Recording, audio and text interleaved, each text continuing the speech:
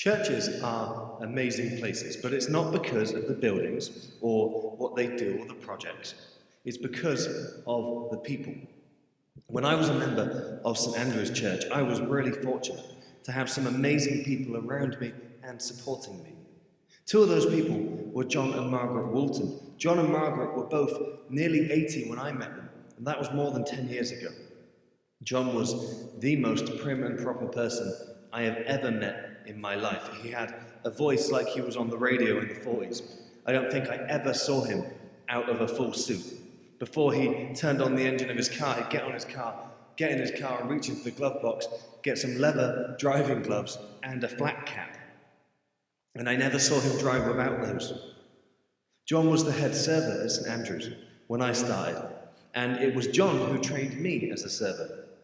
And I used to get really worried about this sort of thing, about doing stuff in church. It used to really stress me out. I was always worried I'd get something wrong. And John said to me that as long as you do it wrong confidently, nobody will notice, because you're the only one who knows what you're supposed to be doing.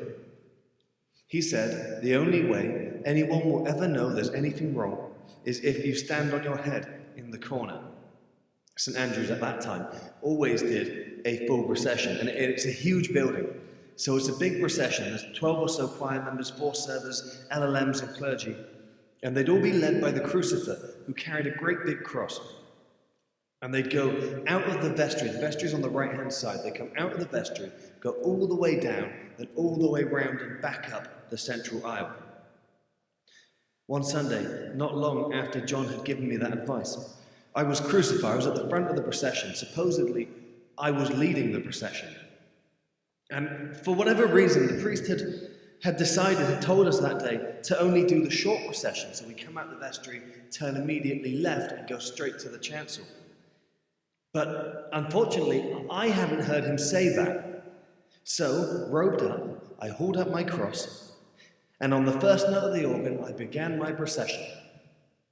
And as I got further and further down the side aisle of the church, the singing of the choir got quieter and quieter, quieter. And I was about halfway down the side aisle before I noticed that nobody was following me. At church, as you know, I have an anxiety condition. I panic when stuff like this happens. And the first thing that happens to me is my heart starts to beat. It starts to beat really fast, and I start to panic. So I stood there halfway down the aisle, starting to panic. And then I hear John's voice in my head, telling me to do it wrong confidently. Own it. So I put my head up high, I put my chest out, and with the choir and clergy waiting for me on the chancel step, I carried on. I processed all the way down, all the way around, and back up the central aisle on my own. And I got to the chancel, I paused, I lifted the cross slightly higher as I would normally do, and then stood aside to let the choir and clergy and rest of the procession in, before calmly making my way to the server's pew, where I sat down next to John, who looked at me with the biggest, most mischievous smile on his face. He never said a word, but every time I saw him that day, every time I caught his eye, I got a smile. His advice still helps me more than 10 years later, now as a vicar, not a server. It is still John's voice in my head when something goes wrong in a service. Not that ever happens, does it, church? And Margaret was a whole other category of church elder. At the end of the service in most churches, everyone goes over to the kitchen or the hall or the coffee area, wherever refreshments are served, and gets their tea and chats. That's pretty much every church in the whole world. But that didn't apply to Margaret. Margaret remained in her seat. Someone would bring Margaret her coffee, and then her queue would form. To be clear, Margaret was perfectly capable of walking, but that's just not how it worked with Margaret. She held a powerful combination of respect, reverence, and fear over the church. You went to Margaret and you waited until she was ready to see you, but that didn't apply to me. If for any reason I didn't immediately come to see Margaret, I would be summoned. And as soon as I came over, she would greet me with a thick Scottish accent and invite me to sit next to her. And Margaret always wanted to know how I was. She wanted to know how my week had been, what work had been like, what had I been reading. She wanted to hear what I thought about the readings or the sermon, what had I been learning. Every now and then, she would chime in with a story that usually concluded with an explanation of how Scotland is a better country than England. I was never sure how she got there, but she managed to make everything about that. Margaret was famous for soup lunches. She made the most amazing soup and was convinced that almost any problem in life could be solved with a soup and a roll. And honestly, if you'd had Margaret's soup, you'd probably agree. Margaret is the reason that I consider soup and a roll to be the perfect church meal. It is cost-effective, delicious, and it's easy to accommodate dietary requirements. She's the reason in my churches we have a lot of soup lunches. Her soup was so good that when she retired from the church catering team, she decided to give the recipes to the church. And she wrote them down in a little book. That book was picked up by Waterstones and published. It was called Lent Lunches Without Fuss. Margaret hated fuss. As soon as it came out, I went and bought one. And that Sunday, I was really proud to show Margaret my copy of her book. So with a big smile, I walk up to Margaret and I showed her my copy of the book that she wrote, and she looked at it. She raised an eyebrow. She said, "You stupid boy." Margaret was cross that I had spent money on it. She felt that was a waste of my money, and she insisted that I should have just come to her and she'd have given me the recipes. I adored Margaret and John. I kept in touch after I left. I visited whenever I could. Unfortunately, a few years ago, Margaret started to develop Alzheimer's, but before it got too bad, she had an accident and died suddenly. And after the shock of that, everyone who knew her sort of agreed it is probably what she would have wanted. So she was a really strong, really fierce woman. To lose herself like that isn't what she would have wanted. And a few years later, I'm not sure if it was 2018 or 19, I was serving my curacy, and Margaret's book had been reissued with a new cover and some edits that had been made by her daughter. And John sent me a letter of the new book, sent me a letter with the new book, telling me how much I meant to him and to Margaret, and how proud of me they were. And I was really pleased to get that letter. I immediately planned to write back, but things get busy. And then it sat on my desk, and a couple of weeks went by. I read it a bunch of times, and I smiled every time I did. Most days I thought, I really must get round to writing back to John. And then a couple of months went by, but I was still going to write back. And one day I heard from a long-serving LLM at St Andrews, who keeps me up to date with the church. John had been preparing the church's antique pottery, it's that kind of church, for the bishop's visit on Sunday. I never really understood the pottery, but John loved it, and he was very proud of it. And on Saturday, he prepared the display in the church, and he was really looking forward to showing it to the bishop.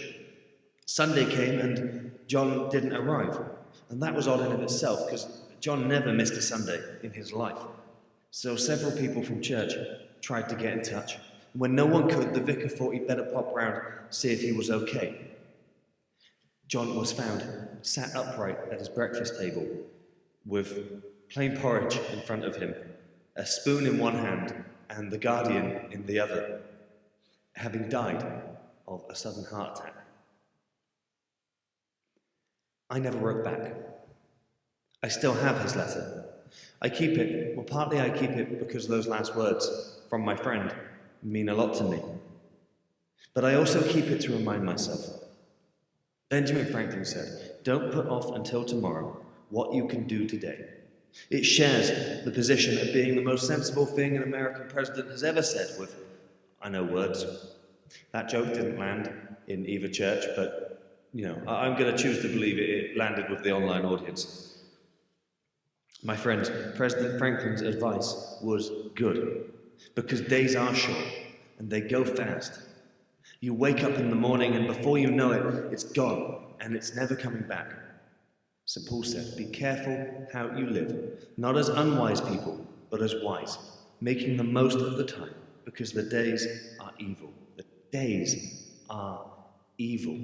Time is not on our side. It never is. Not for long. So we must use the time wisely, or we will run out. Don't let your time run out. Don't leave until tomorrow what you can do today. Don't wait. Use the time that you have. Be the person you are capable of being. Be the person you are called to be. Where you have done wrong, make it right. Call that person. Write that letter. Don't let your time run out. Live as a wise person. Make the most of your time. But, friends, this isn't just about you, because this is bigger than you. In our churches, we have an amazing history. Amazing things have been done and said in our buildings, in our churches, in our communities, in the school, in the old building at St. Augustine's. Lives have been changed. People's entire worlds have been transformed. Great things have been done, and God has been with us. The past is full of amazing stories, and I love hearing them. But if we want there to be a future, if we want there to be new stories, then we need to use our time wisely, because it's running out. I don't want it to be true, but it is. The time for going gently is over. The time for going slowly is over. The time to wait and see is over. We need to move forwards. We need to follow God's call forward, because God's already there. We have this odd idea in some churches that we somehow go and bring Jesus to places. That's not how it works. We don't bring Jesus to places. We follow him to them. He's already there. He's calling us over his shoulder. We have to change. We have to move forward. And some of it you will love. Some of it you're going to think is amazing. Some of it, well, some of it you ain't going to like. But we always have to keep moving forward. And it's scary. It is so scary. It is so much easier to stay where we are. It feels so much safer to stay where we are. And it's hard. It's so much easier to stay where we are. But God calls us forward. And here's the thing. When God calls us forward, he also promises to go with us. In Matthew 28, the last thing Jesus says to his disciples in Matthew's gospel is, go, go. Go and make disciples. Go into all nations. Go forward. Go. Go. He told them to go. And then he said, remember. Remember, I am always with you. Because God calls us to go. But he doesn't call us to go alone. She calls us to move forward. But she doesn't call us to move forward alone. It's time.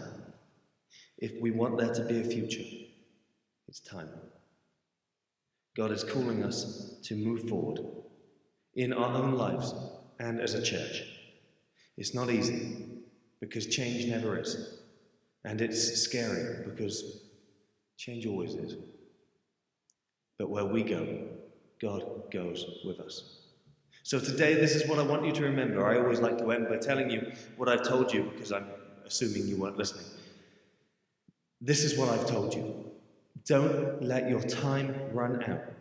Move forward. Don't let your time run out. Move forward. And remember that Jesus says, I will be with you. Wherever you go, wherever God calls. However hard and scary it is, Jesus is with you. Amen.